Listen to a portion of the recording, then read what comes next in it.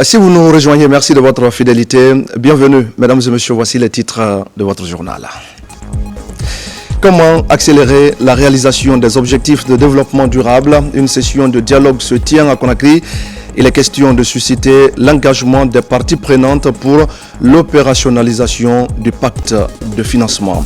Nous parlerons aussi à Lola de la conception du plan de gestion environnementale et sociale des Moinemba. La discussion a lieu en ce moment avec les populations locales. Leur contribution est attendue et nécessaire à la mise en œuvre de ce projet d'envergure. Dans l'actualité internationale, investiture du président Donald Trump, des centaines de personnes étaient mobilisées hier à Washington. Une cérémonie était également organisée ici à Conakry et on fera le point tout à l'heure dans ce journal. Bonsoir à tous. Le pacte de financement pour l'accélération de la mise en œuvre des objectifs de développement durable, le Bureau de la coordination du système des Nations Unies et le ministère du Plan organisent une session à Conakry. C'est une rencontre importante qui permet de débattre des aspects liés au financement dans les différents domaines. Il est question aussi de susciter l'engagement des parties pour que le pacte soit opérationnel dans notre pays. Al-Gassi Moba et Kandesila. Autour de la table, partenaires bi- et multilatéraux, membres du gouvernement et du secteur privé. Ces acteurs du pool financier échangent sur le pacte de financement du système des Nations Unies tout en mettant un accent particulier sur les objectifs et les engagements mutuels des parties prenantes. Il nous faut des actions audacieuses et des financements adaptés pour réaliser les objectifs de développement durable.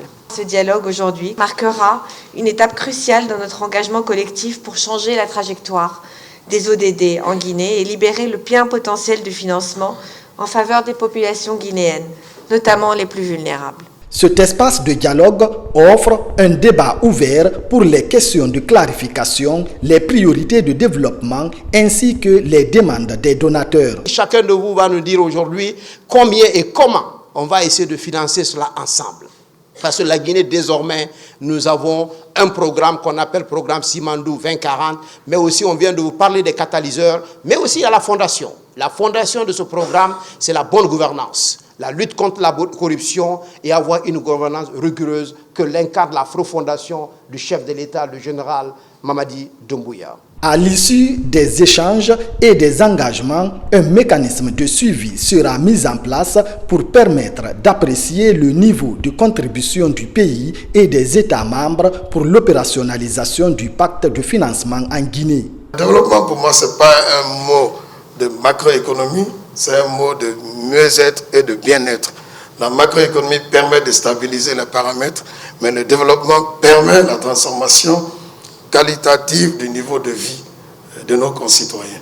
C'est pour cela que j'en appelle à cette communauté de partenaires pour que le financement puisse être doublé et puisse être effectif. Selon les besoins exprimés, des séries de dialogues pourront être organisées pour mieux renforcer la compréhension du mécanisme et susciter davantage l'engagement. Et puis la Guinée, avec l'engagement du président de la République, général Mamadi Doumbouya, s'est lancé dans une transformation profonde de son administration. En ce moment, ce sont 4 experts canadiens qui sont en séjour de travail à Conakry. Ils sont là dans le cadre d'une série de formations continues de hauts cadres. Ce mardi, ces experts ont eu une rencontre de partage d'expérience au ministère du Travail et de la Fonction publique. Mamadi Terna Kamisoko. La Guinée s'est inscrite dans une véritable transformation en profondeur de son administration. 4 experts canadiens du cabinet Performance et Initiative Internationale sont à Conakry dans le cadre d'une série de formations destinées aux hauts cadres de l'administration guinéenne. Ce mardi, ces experts qui capitalisent plus de 2 décennies d'expérience sont avec le ministre du Travail et de la Fonction publique, entourés de ses conseillers et autres services d'appui. Leadership transformationnel et intelligence émotionnelle, 2 leviers de performance organisationnelle est le thème de la rencontre. Quand on met en œuvre une réforme administrative, de pouvoir agir comme leader transformationnel, parce que dans le leadership transformationnel, on propose une vision, on stimule intellectuellement les collaborateurs, On met également en place une mobilisation qui motive les gens à adhérer au changement et on a une considération pour les collaborateurs pour qu'ils puissent faire au mieux ce qu'ils ont à apporter comme compétences dans le projet qui est mis en place. Et pour agir comme un leader transformationnel, il faut absolument être intelligent émotionnellement, donc d'être capable de bien gérer ses émotions, gérer les émotions et comprendre celles des autres. Ce partage d'expérience s'inscrit dans le vaste programme de formation continue des hauts cadres de l'État. L'objectif est de leur permettre de mieux impacter dans leur service. Le président de la République, le chef de l'État, le général d'armée Mamadi Doumbouya, dans son discours du Nouvel An, il a pris l'engagement de faire de la formation continue des agents publics une priorité.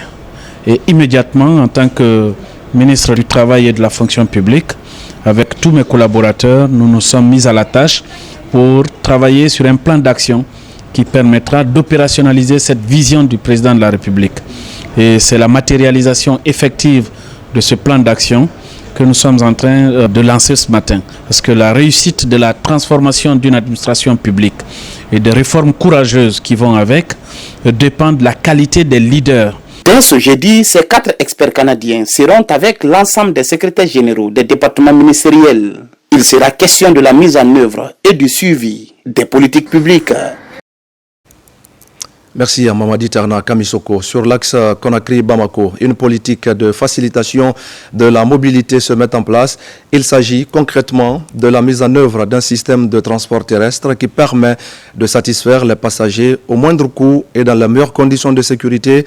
L'objectif est donc de soulager les citoyens des 2 pays frontaliers. Sona Sagno et Suleiman Daraya Kamara.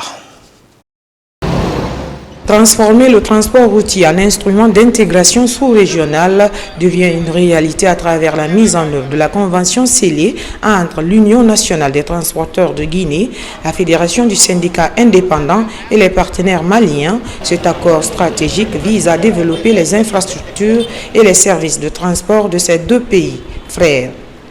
Les cars climatisés qui sont là, c'est des cars luxueux et qui sont venus pour nous aider à faire le transport. Et aujourd'hui, le changement que nous avons souhaité, que tous les transporteurs, les syndicats ont souhaité dans le cadre du développement du transport, vraiment c'est le changement là qui est là. Et nous allons profiter de l'occasion pour saluer et remercier le ministère des Transports, qui est le ministère de tutelle, qui se bat pour que vraiment le transport se développe. Conakry, Bamako, ça serait à 354 000 francs guinéens. Donc ça, c'est un ouf de soulagement pour l'ensemble de la population guinéenne. Et surtout, nous sommes dans l'esprit du président de la République, le général Mamadi Doumbouya, qui a accepté de collaborer avec son frère du Mali pour qu'on puisse faciliter le transport entre ces 2 pays. Voir des privés qui prennent des initiatives comme cela, avec des bus de cette envergure et des bus aussi neufs, qui nous permettent de voyager en sécurité et dans la tranquillité. C'est une initiative à saluer et on espère que beaucoup de gens vont copier cela parce qu'il faut copier les bons modèles. Pour moderniser le secteur du transport, le gouvernement guinéen a opté pour une politique de libéralisation.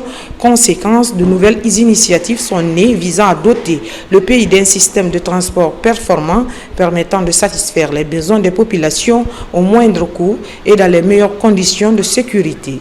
Notre vision est de développer le transport qui est vraiment difficile en Conakry. On voit vraiment que nos compatriotes maliens et guinéens ont vraiment des difficultés de déplacement à l'interne comme à l'externe. Donc on prévoit de développer ce transport-là dans les différentes régions de Conakry avec l'aide du ministère du Transport qui nous a vraiment aidés et les syndicats. Tout le monde n'a pas le moyen de prendre l'avion, tout le monde n'a pas le moyen de prendre le terrain, il n'y a pas de train en Guinée. Donc ce qui m'a motivé, je veux que le citoyen guinéen voyage dans le confort. Ces efforts contribueront à améliorer l'offre de transport et à réduire les risques d'accidents de la route avec de graves conséquences en perte en vies humaines et en dégâts matériels importants. Et puis, l'Association pour l'unification du droit en Afrique a fait un important don de code révisé aux acteurs de la justice. L'idée est de créer la compétitivité entre les professionnels des 17 États partis. On fait le point sur cet élément avec Tierno Younoussaba. Je précise que les 17 partis États, c'est bien sûr de l'OHADA. On suit son reportage. La Guinée et ses autres pays partagent le droit OHADA, un droit communautaire qui permet l'harmonisation des règles et facilite les échanges juridiques au sein des États partis. C'est ainsi que l'Association pour l'unification du droit en Afrique, UNIDA, procède à la remise symbolique des codes verts, édition 2024 au garde des Sceaux. Ces codes révisés sont destinés aux professionnels de la justice de Guinée. Il s'agit de renforcer la compétitivité des acteurs des pays membres. La remise ce matin de ce lot symbolique des ouvrages OHADA révisés s'inscrit en droite ligne des préoccupations du président de la République, car depuis l'avènement de l'OHADA en 1993, cette organisation communautaire a eu un réel impact positif sur le développement des pays membres. L'ONG qui a procédé ce matin n'est pas à sa première. Depuis 2014, chaque année, elle nous amène à nous remettre en cause en nous distribuant les ouvrages révisés, en nous distribuant les jurisprudences, ce qui constitue réellement un motif réel de satisfaction quant à la performance des praticiens du droit communautaire. Nous avons des recours à exercer à tout moment devant la Cour commune de justice et d'arbitrage de l'OHADA, la CCJA. Le code que nous venons de recevoir, par exemple, qui porte sur le recouvrement de créances, vient d'être révisé. Donc il faut se mettre à jour et voir quelles sont les innovations, les réformes qui sont intervenues pour pouvoir être efficaces. La remise des ouvrages vise la qualification professionnelle des acteurs. Des codes des fascicules permet donc de mettre à jour les praticiens du droit sur les dernières évolutions législatives dans des domaines de créance, des voies d'exécution et un atout face aux mutations du droit commercial. Ces codes, c'est un instrument de travail en fait pour les juristes. Mais aussi, surtout, c'est pour accompagner, comme je disais, les initiatives de promotion et de vulgarisation du droit. Parce que le droit, c'est bien, mais si il est connu. Donc nous faisons en sorte que ce droit-là soit vulgarisé, aussi bien au niveau des praticiens, au niveau des universitaires, qu'au niveau des acteurs économiques. Ce geste vise à encourager la vulgarisation du droit OHADA, considéré comme un outil indispensable pour les praticiens, une source d'actualisation face aux mutations du droit commercial. L'Organisation pour l'harmonisation en Afrique du droit des affaires OHADA permet de contribuer à l'amélioration du climat des affaires, histoire d'attirer les investisseurs. Dans l'actualité encore, les membres du conseil d'administration du Centre de formation et d'éducation pour le développement viennent de se retrouver à Conakry. C'est la deuxième session pour faire le bilan des activités menées pendant l'année 2024. Des résultats satisfaisants sont enregistrés et les insuffisances constatées devront être corrigées durant l'année 2025. Compte rendu, on met Lamine Camara. Après un an d'affiliation avec l'ONG Tostan, le Centre guinéen de formation et d'éducation pour le développement Segufed s'est donné comme priorité l'exécution du programme de renforcement des capacités des communautés.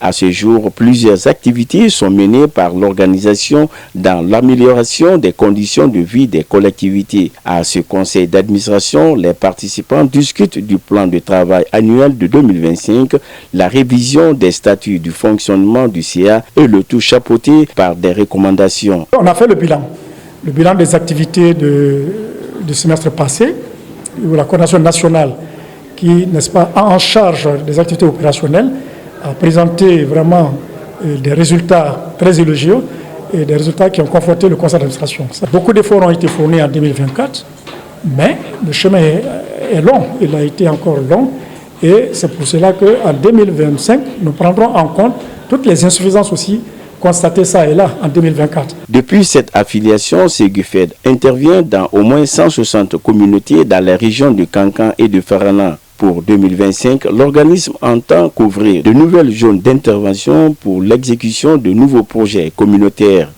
Segufed n'est pas une ONG pour une région ni pour une préfecture. mais c'est pour le territoire national. Donc, et avec la diversité donc, des partenaires, nous pourrons nous retrouver en Guinée forestière, en Haute-Guinée, en Moyenne-Guinée, pourquoi pas en Basse-Guinée. On a déjà des opportunités de partenariat avec d'autres organisations étatiques. Si je prends l'ANAFIC, il y a les organisations des agences des Nations Unies comme l'UNICEF. Cette 10e session du conseil d'administration a été également une aubaine pour ses participants de réfléchir sur de nouvelles approches de partenariat qui visent à exploiter de nouvelles opportunités d'accompagnement des communautés. Et puis bientôt, un centre de loisirs pour la jeunesse du quartier Wanindara. Le chantier, piloté par l'Office national des loisirs, sous l'autorité du ministère de la Jeunesse et des Sports, avance à grands pas. Les ouvriers promettent de rendre les clés dans 2 mois seulement. L'enjeu est donc d'offrir aux jeunes de Wanindara leur toute première infrastructure de loisirs. C'est une bonne nouvelle dont on parle avec Moussa Komara. Moins de 3 mois. Voici l'image que présente le chantier de construction du centre de loisirs de Wanindara. Les mouvements de terre sont achevés. Les travaux de clôture et de construction des châteaux d'eau sont à 70%. Les caniveaux avancent. Presque tous les pans du chantier sont attaqués. La détermination des ouvriers ne faiblit pas pour finir les travaux d'uniformisation de la surface du terrain. Le bâtiment ici que sera fait pour les vestiaires, les bureaux, le magasin du chantier et le petit restaurant, qu'on va faire un bâtiment à niveau. Donc pratiquement nous sommes sur les travaux d'excavation, les travaux de fondation pour le petit bâtiment. L'espace étant petit, pas de tribune, mais il y aura des gradins pour les spectateurs. Dans la phase de construction, des emplois temporaires sont créés. 45% des jeunes de Wanindara y travaillent. Aujourd'hui, la mise en place de ce terrain-là va corriger, n'est-ce pas, la délinquance, va corriger cette pauvreté. Et je pense vraiment mettre des infrastructures, c'est la meilleure des choses que le général est en train d'offrir aujourd'hui à la jeunesse de Wanindara et à la jeunesse de la Guinée. Ce futur espace de loisirs sera un lieu où les jeunes de ces quartiers trouveront de l'inspiration pour accomplir leurs rêves.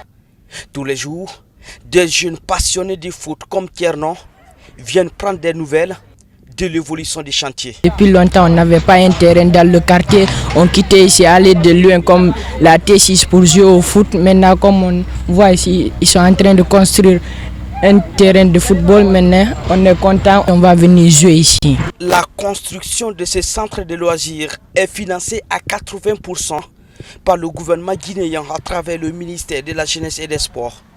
Le PNUD, Programme des Nations Unies pour le développement, prend en charge les 20%.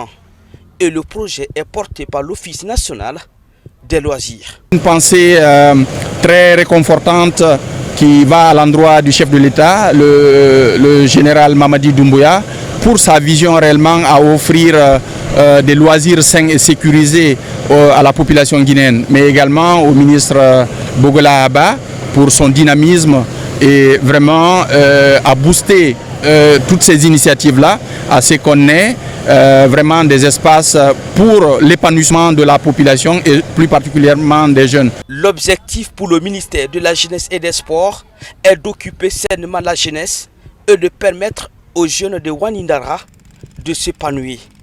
Ils trouveront ici une communauté forte, détournée de la violence et de la délinquance. Et nous allons prendre maintenant la direction de Télémélé pour parler de 2 événements majeurs. Le premier, c'est l'inauguration d'un poste de santé dans la localité de Sodjo. Et le second est la pose de la première pierre du grand marché au centre-ville de Télémélé. Ce sont des infrastructures qui viennent soulager les populations à la base. Et ces événements se sont déroulés en présence du préfet de Télémélé, colonel Mamadou Lamarana Diallo, Alpha Isiagaba et Moussa Bangoura. Nous voici dans le district de Soyo, commune urbaine de Télémélé.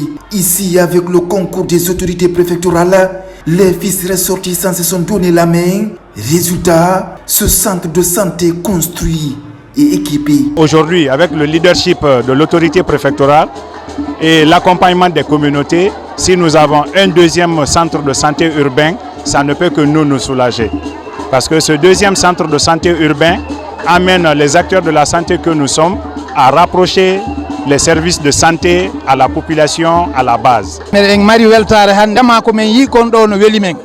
Nous sommes très contents de ce centre de santé. Et toutes les dispositions sont déjà prises par la communauté de prendre soin de ce bijou. La pose de la première pierre marque un tournant décisif dans la réalisation des infrastructures sociales de base à Télimilé. Sur le site, un marché moderne va bientôt sortir de terre ici au quartier d'Ara. C'est un appui d'une société minière opérant dans la zone. Nous avons eu la chance qu'un projet datant de plusieurs décennies se réalise à notre temps. Nous ne pouvons que remercier l'autorité préfectorale, notre tutelle, monsieur le préfet qui se bat jour et nuit pour qu'il y ait des réalisations pour tout Télimélé et notamment pour la commune urbaine de Télimélé. Voir ces œuvres-là, ces projets-là se réaliser à notre temps et au temps du CNRD avec à sa tête son Excellence Monsieur le Président de la République, Général Mamadi Doumbouya, c'est une fierté pour nous. Et c'est un honneur pour nous. Les citoyens de notre préfecture, surtout ceux de la commune urbaine, vraiment sont satisfaits de ce projet parce que c'est un projet qui va aider non seulement nos mamans et les commerçants. À ces cérémonies, le préfet colonel Mamadou Lamarana Diallo a véhiculé des messages de paix et d'unité nationale du président de la République, Général Mamadi Doumbouya. Et puis je le disais tout à l'heure au sommaire de ce journal, dans le processus de mise en œuvre de son projet minier dans la zone tampon des monts Nimba, Nimba Development Company tient des dialogues avec les communautés riveraines. Ces échanges constituent un élément fondamental dans l'élaboration du plan de gestion environnementale et sociale. On fait le point pour comprendre avec sur place Mohamed Salioupaye, Mohamed Lamine Diallo et Lancé Kamisoko. Au pied des monts Nimba, dans la sous-préfecture de Zo, Nimba Development Company entame des dialogues communautaires. Dans le district de Burata, toutes les communautés riveraines sont réunies afin d'échanger sur leurs attentes et préoccupations majeures de ce projet minier. Un espace d'échange capital dans l'élaboration du plan de gestion environnementale et sociale de NDC. Aujourd'hui, c'est un grand jour. Non seulement pour la communauté de Burata, mais aussi pour NDC et la République de Guinée. Avant, on parlait d'exploration, mais maintenant, très bientôt, le projet est en train d'évoluer très vite vers la phase des opérations. Et nous savons que la communauté a longtemps attendu ce moment. Un projet, pour qu'il soit bien conçu et qu'il soit bien mis en œuvre, doit prendre en compte les préoccupations non seulement des autorités, mais aussi des communautés au sein desquelles le projet va être mis en place. Donc il est très important de comprendre et de discuter avec ces communautés pour pouvoir comprendre leurs attentes et leurs inquiétudes. Longtemps attendu, la mise en œuvre d'un projet minier dans la préfecture de Lola est accueillie à bras ouverts par les communautés locales. Elles expriment leur gratitude envers les autorités de la transition pour avoir facilité la concrétisation de leurs rêves. Au général Mamadi Doumbouya, président de la République de Guinée, car c'est grâce à lui et grâce à son leadership, aujourd'hui, la société NDC est à Burata. La résolution que vous fait la population de Burata exprime mieux que toutes les paroles que j'aurais prononcées les sentiments qui nous animent en vous accueillant. Nous sommes heureux de vous recevoir. Je répète, vous êtes chez vous. Si les communautés se réjouissent de l'aboutissement de ce projet historique, les autorités locales, elles, s'engagent à accompagner sa mise en œuvre pour l'intérêt de toutes les parties prenantes.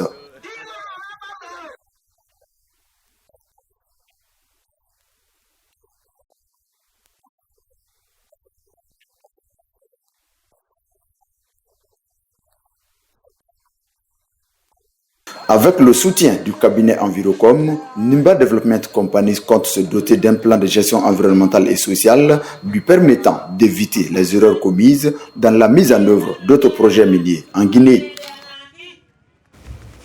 Retour à Conakry pour parler du deuxième congrès de la Société guinéenne de néphrologie qui vient donc de tenir ses travaux dans la capitale.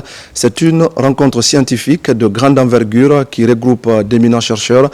Le thème de cette année est la morbidité et la mortalité de la mère et de l'enfant causées essentiellement par des pathologies rénales. Compte rendu Yaya Silla.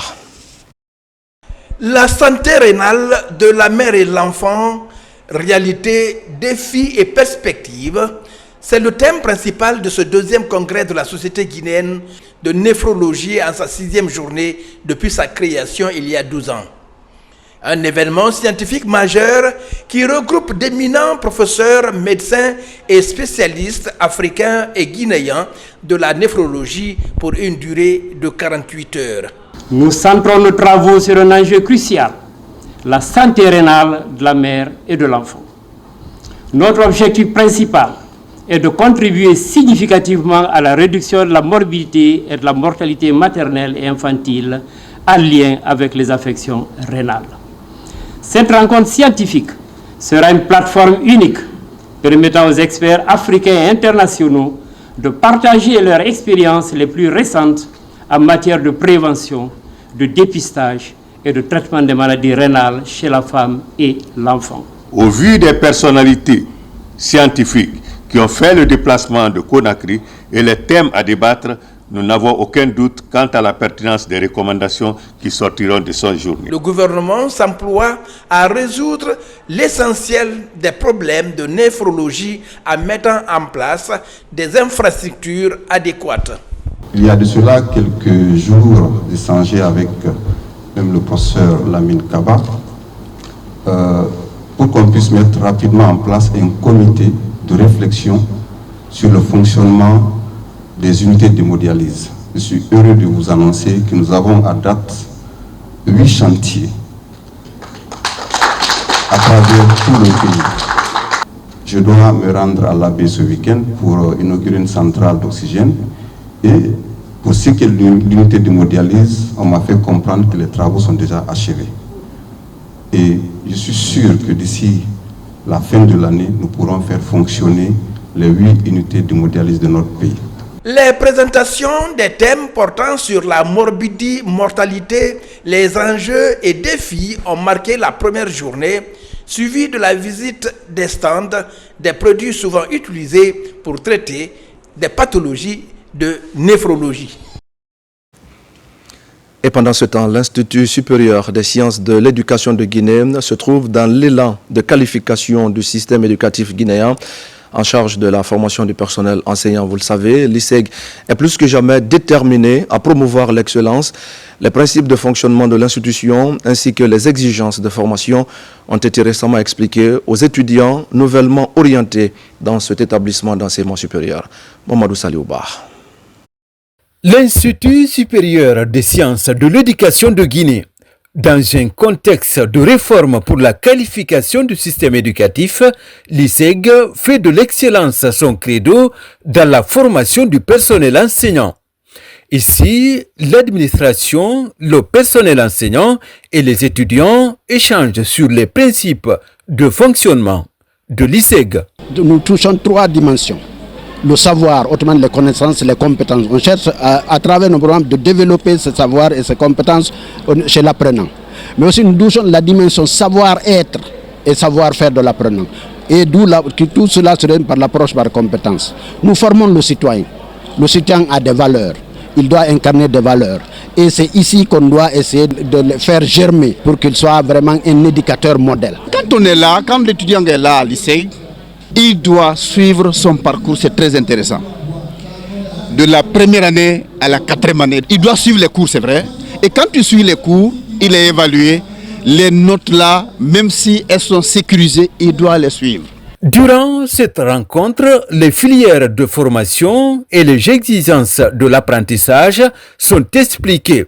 Une opportunité pour les étudiants nouvellement orientés dans cette institution d'enseignement supérieur de s'approprier les réalités de l'Institut supérieur des sciences de l'éducation de Guinée. Les principes, je trouve ça normal parce que d'abord, quand on parle de l'université, on fait allusion à la formation. et tout. Cela contribue à notre formation. Un instituteur, un professeur, un formateur en formation doit avoir des rigueurs, doit marcher sur des principes afin d'avoir ici quelque chose, un bagage intellectuel afin de pouvoir investir dans les générations à venir. Attaché à la formation du personnel enseignant et la promotion de la recherche, l'Institut supérieur des sciences de l'éducation de Guinée œuvre pour la qualification du système éducatif guinéen. Dans l'actualité internationale, je le disais au sommaire, c'est la prise de fonction du nouveau président américain qui focalise toujours les attentions. C'était hier à Washington en présence de plusieurs centaines de personnes. Au même moment, en Guinée, l'ambassade des États-Unis a marqué l'événement par une soirée où les invités ont suivi en direct de Washington la prestation des serments de Donald Trump. Autour d'un cocktail, des avis se partagent quant au discours du président entrant. Les détails de Safiatou Kondé et Lansana Marissila. Midi venait de sonner à Washington, lundi 20 janvier, lorsque des coups de canon ont salué la prestation de serment de Donald Trump. Le pays bascule dans une nouvelle ère sous la conduite d'un acteur familier. Un homme de 78 ans, le 45e président des États-Unis est devenu le 47e. Il s'engage à préserver, protéger et défendre la constitution de son pays. La cérémonie avait été réduite, faite à l'intérieur du Capitole pour des raisons de météo. En Guinée, l'ambassade des États-Unis a particulièrement marqué cette journée d'investiture en invitant autour d'un cocktail des personnalités du pays. La célébration de ce soir n'est pas seulement un hommage à la démocratie en action aux États-Unis. C'est un témoignage de la force durable des sociétés démocratiques où les citoyens, comme vous, ne sont pas seulement les fondations, mais les véritables leaders. Ce soir, nous avons rappelé qu'en démocratie, le gouvernement existe pour servir le peuple et leur voix guide le cours de la nation. Selon la chargée d'affaires, les États-Unis sont fiers de se tenir aux côtés de la Guinée en cette phase de sa vie politique, à travers des actes concrets comme le renforcement de la gouvernance, l'amélioration de l'engagement civique et la promotion de la résilience démocratique. Grâce à tous ces efforts, les États-Unis renforcent ainsi les liens entre nos pays. Nous sommes ici en tant que partenaires, engagés à soutenir le chemin de la Guinée vers une démocratie plus inclusive et résiliente. Le successeur de Joe Biden, dans son discours, a mêlé une vision sombre de la situation du pays à un optimiste volontariste des projets de rupture en matière d'immigration et de gestion du gouvernement fédéral. Le déclin des États-Unis est terminé. Ce sont là quelques mots de Donald Trump qui a donc prêté serment hier à Washington en présence de plusieurs personnes. En devenant le 47e président des États-Unis, il a réussi son pari après avoir quitté le bureau ovale en 2020 consécutivement à sa défaite face à Joe Biden. Retour sur la bataille politique du président Trump pour la reconquête de la Maison-Blanche avec Mamadou Saliouba.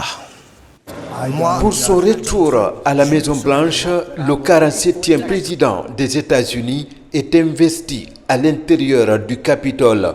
Le Capitole, ce symbole de la démocratie américaine que les partisans du président républicain avaient envahi il y a 4 ans après sa défaite à la présidentielle contre le démocrate Joe Biden. Une défaite difficile à avaler pour Donald Trump, contraint au retour à une vie civile particulièrement mouvementée. Il se retrouve de plus en plus isolé par ses partenaires de longue date.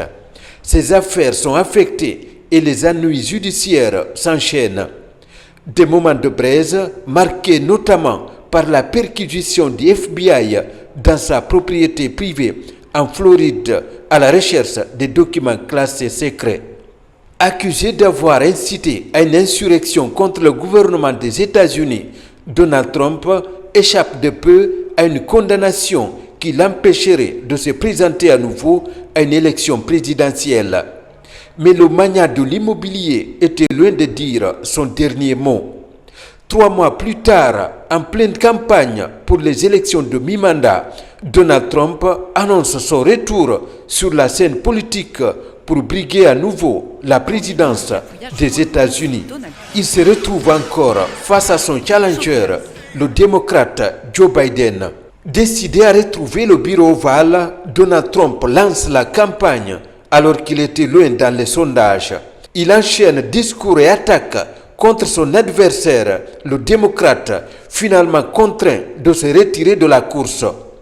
Un tournant radical dans la campagne, Donald Trump se retrouve face à Kamala Harris, plus jeune et plus prolifique. Une campagne mouvementée commence pour Donald Trump qui échappe dans la foulée à 2 tentatives d'assassinat. Mais Donald Trump n'a jamais abdigué. Il multiplie les meetings et parvient à rattraper Kamala Harris dans les sondages seulement à quelques jours des élections. Le 5 novembre, les Américains sont appelés à départager les 2 challengers. Après le scrutin, Donald Trump est déclaré vainqueur dans la plupart des États clés. Il remporte les grands électeurs et le vote populaire avec 2 millions de voix devant son adversaire Kamala Harris. Donald Trump réussit ainsi son pari. Il revient à la Maison-Blanche 4 ans après l'avoir quitté suite à une douloureuse défaite électorale. Donald Trump revient cette fois-ci plus fort. Il a le Congrès et la Cour suprême acquis à sa cause. Le 47e président des États-Unis a désormais les mains libres pour appliquer sa politique sur le plan national et surtout sur l'échiquier international. Merci à Mamadou Salouba pour toutes ces explications. Dans le reste de l'actualité, le ministre Moussa Moïse Silla, face aux structures fêtières des secteurs de la culture, du tourisme et de l'artisanat, 3 secteurs pourvoyeurs d'emplois et de devises, mais qui restent toujours malheureusement confrontés à des difficultés. Ensemble, ils ont donc fait un tour d'horizon des problèmes qui assaillent ces secteurs en vue de redorer leur blason. Enfin, le point avec Ousmane Ba. Dans cette salle, les représentants des structures fêtières de la culture, du tourisme et de l'artisanat. Face au chef du département avec son cabinet, il relève les acquis au sein de leurs différents secteurs.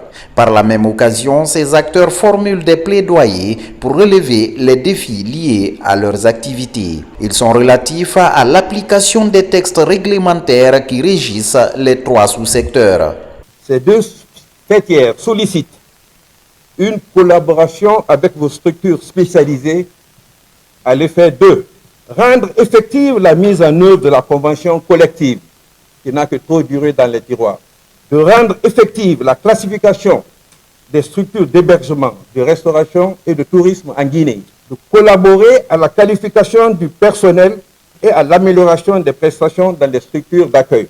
À son tour, le ministre a fait un tour d'horizon sur l'ensemble des préoccupations des structures fêtières. Moussa Moïse Silla se dit engagé à relever ces défis pour le rayonnement de la culture, du tourisme et de l'artisanat qui sont de véritables leviers de développement. Ce que vous demandez, ce n'est pas de la mendicité, ce n'est pas une sorte d'aumône, ce sont vos droits. C'est ce que l'État doit faire, créer un cadre clair, transparent, qui vous permette de vivre de votre travail. Et ce n'est pas assez demandé. Nous allons nous y employer. On n'est pas parfait, nous ne sommes pas des savants, nous sommes aussi des gens qui apprennent au jour le jour. Et sachez quelquefois nous accorder un peu de votre clémence, mais soyez rassurés que la détermination qui est la nôtre est à la hauteur de l'audace et du courage qui caractérise le chef de l'État, le général Mamadi Doumbouya. Nous allons nous engager à poursuivre les réformes vaille que vaille, parce que les 3 sous-secteurs que vous représentez, pour moi, c'est l'alpha et l'oméga de tout développement. Le ministre a aussi exhorté les fêtières à la restructuration de leurs différentes structures en vue de responsabiliser des interlocuteurs qui peuvent défendre leurs intérêts communs. Et puis c'est désormais une coutume. À l'entame de chaque année, la Jeune Chambre internationale Guinée procède à l'installation de ses antennes de la base au sommet. Cette démarche vise à établir un climat de confiance entre les membres de l'institution et à promouvoir l'alternance du pouvoir. À Koya, le nouveau bureau exécutif est installé pour un mandat de 12 mois. Abakar Djabi. La promotion du leadership des jeunes fait du chemin en Guinée. Ce flambeau porté par l'État guinéen et les institutions comme la Jeune Chambre internationale Guinée vise à responsabiliser des jeunes dans plusieurs domaines d'activités socio-économiques. Cette structure procède à l'installation de ces antennes au niveau local. À Koya, le nouveau bureau exécutif 2025 est mis en place pour un an. Comme toujours, chaque année, les présidents définissent les projets pour aider la communauté.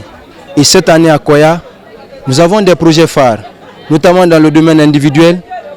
Le programme LONI, c'est un programme d'amélioration des compétences individuelles des membres et de la redynamisation de l'organisation. Il s'agit ici de la 15e Assemblée générale introductive de la Jeune Chambre internationale Guinée-Koya. Elle marque le début d'un travail collégial pour le développement socio-économique à travers un plan d'action caractérisé par la promotion de la paix en Guinée. Il est plus que jamais nécessaire de renforcer notre solidarité, de cultiver des valeurs citoyennes actives et de promouvoir l'innovation sociale et économique. Ces membres, ce sont eux qui exécutent les projets et les membres, les projets impactants, ainsi que les autorités, nous ne les oublions pas. Et nous n'oublions pas aussi tout ce qu'ils ont eu à apporter à la Jeune Chambre internationale Koya à venir ces dernières années. Cette organisation de jeunesse entend inspirer les jeunes de Koya à contribuer au développement socio-économique dans la zone. Des actions citoyennes et futures vont caractériser cette nouvelle équipe de JCI Koya à venir dans le but de placer des jeunes conscients au cœur des actions de développement à la base. Le ministre de la Défense nationale a fait le bilan de l'année 2024 avec la chaîne de commandement. Une occasion aussi d'annoncer des perspectives pour 2025. Et parmi les priorités annoncées, il y a par exemple la poursuite des travaux et la construction d'un cimetière pour les forces armées. La rencontre s'est tenue au camp Almami Samori Touré, ici même à Conakry. Adjudant-chef Omar Kamara, correspondant de la presse militaire. Au ministère de la Défense nationale, 2024 a été une année de concrétisation de plusieurs projets et programmes de transformation de l'armée guinéenne. Au-delà de sa mission régalienne de défense de l'intégrité du territoire et de la souveraineté nationale, de nombreux chantiers ouverts et d'autres achevés ont considérablement amélioré les conditions de vie et de travail des hommes. Des réformes institutionnelles ont permis d'assister les actions aux réalités du moment. Plusieurs infrastructures ont changé l'image des garnisons, ainsi que des équipements modernes pour toutes les structures de la troupe sont également sur cette liste des actions menées. L'élaboration de 60 textes réglementaires, décrets et arrêtés, dont 31 ont été signés dans le cadre de la poursuite de la réforme du secteur de sécurité. La formation du personnel de toutes les armées, à l'intérieur comme à l'extérieur du pays. La construction établie de l'école préparatoire militaire dont l'ouverture aura sans doute lieu au début de l'année scolaire prochaine. Du programme d'achèvement des 534 infrastructures dans plusieurs garnisons du pays. La construction des compagnies d'infanterie, des régions opérationnelles maritimes, des bases aériennes et des bases navales. La poursuite de la rénovation des infrastructures au bataillon du quartier général et dans d'autres garnisons, donnant une image digne et positive de l'armée guinéenne.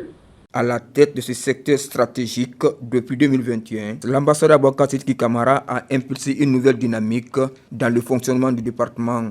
En fonction des orientations du chef suprême des armées, le ministre de la Défense nationale est parvenu à hisser l'armée guinéenne au rang des institutions les plus performantes du continent. Cette bonne collaboration, pour me résumer, est également le fruit de l'adhésion de toutes les forces de défense à la politique de refondation et de rectification institutionnelle enclenchée par le CNRD sous la conduite éclairée du président de la République, chef de l'État, chef suprême des armes, qui a mis sa confiance en chacun de nous pour le travail que nous avons ensemble à faire.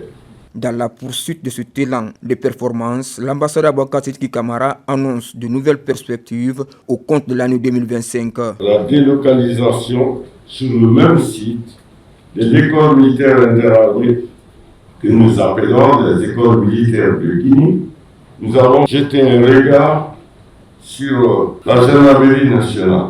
La recherche et la viabilisation d'un domaine, j'en ai toujours parlé, de notre quartier général éternel, le cimetière. On doit faire un quartier pour les immortels.